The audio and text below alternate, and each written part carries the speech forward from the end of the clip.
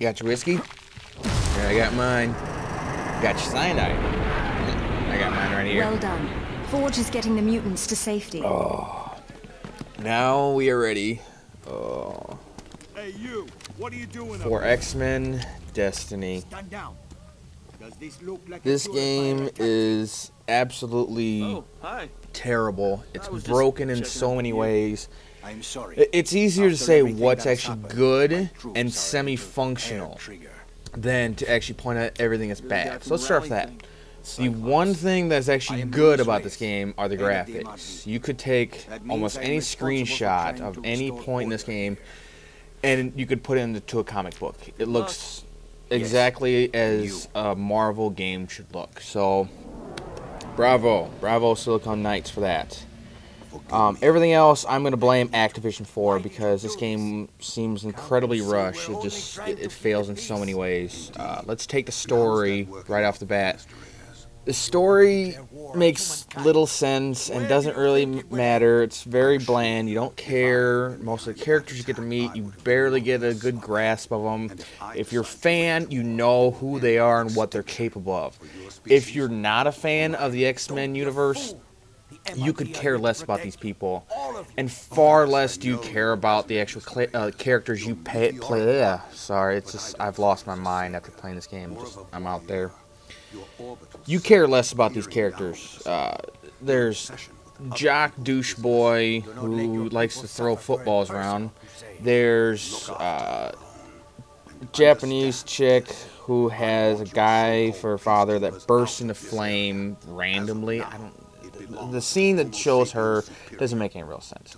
The only character that actually is somewhat likable is Adrian, and he's the one who actually has a bit of a weird past.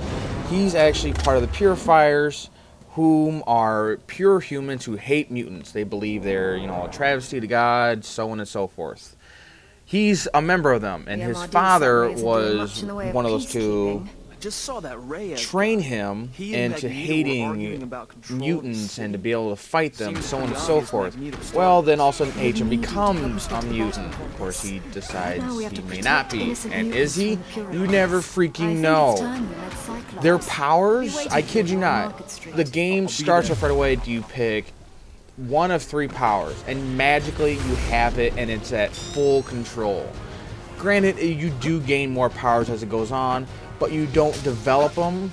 You gain them as the game reaches a certain point.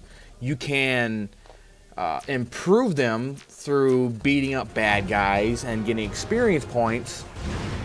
But if you want the next mutant power or anything like that, you have to wait. You have to keep progressing the game. One thing the game also gets horribly wrong are random item drops. I couldn't believe this. I felt like I was playing World of Warcraft again. Anytime you see a random item you think it might be an X-Gene, it could be an X-Gene of anybody. It could be Wolverine's offensive X-Gene, it could be Magneto's utility X-Gene, it could be somebody's costume. There's no rhyme or reason. None whatsoever. So if you see one, pray to God it's one you like and one that's good. Some of them are not that great. One thing you will see on some of the costumes are X mode. This is completely worthless. If you're a huge fan of being all about Wolverine, hey, you'll probably like it. But if you're a bit of a metagamer or one that wants to just simply beat the game easily, you're not going to want X mode. It's not worth it. It's a short duration buff that it does what it tells you. If it's Wolverine, it increases your attack speed, so on and so forth. It's just... most times it's better to mix and match X-Genes and costumes. Honestly, all the costumes look like a wrestling tights to me. That's it. Some of them look decent, some of them are like, oh my god, really? But that's neither here nor there. Oh, some things that the game just completely breaks down on is the sound. Sometimes if you're one specific event, if you're spending experience points, you may not hear said experience points being spent. Yeah, that's freaking amazing. The sound does, however, get a certain point where Wolverine is standing there menacingly with his fists in the air, extending and retracting his claws. But the claws aren't there. And their how deaths and significant in others the all over this unholy feather of a goose from purgatory do you forget to add in Wolverine's infamous claws extending and retracting, but remember to put in the audio of a one-time clip? Oh, I need more cyanide. Hold on. Oh, that's better. Oh, it's almost over. Oh. The game's a simple button masher if you choose either density control or shadow blades. I know it's called something else, but that's all it pretty much is. You make blades out of shadow. If you choose one of those two, it's pretty easy. You just beat them up. If you try energy control or manipulation, whichever it is, it's a wannabe shooter in which you're basically shoot, block, which is also broken. You don't hold the button to block, you tap it and you block for about 1.5 seconds. Anything that hits you, like somebody trying to club you over the head, you simply shoo them away. It's a weird animation. Oh man, this game just simply drains the intelligence from you. And when I mean intelligence, I mean the AI. Most of the enemies are very simple to begin with, and their AI is a travesty against God. Oh, is it painful to watch these things move. They'll get stuck on things. They'll sometimes just fall off the edge for no apparent reason at all. Oh, it's painful to watch sometimes. It really is.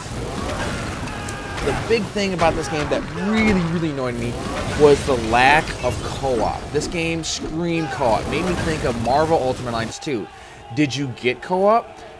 Of course in Marvel Ultimate Alliance 2, but in this game, no. You didn't get it.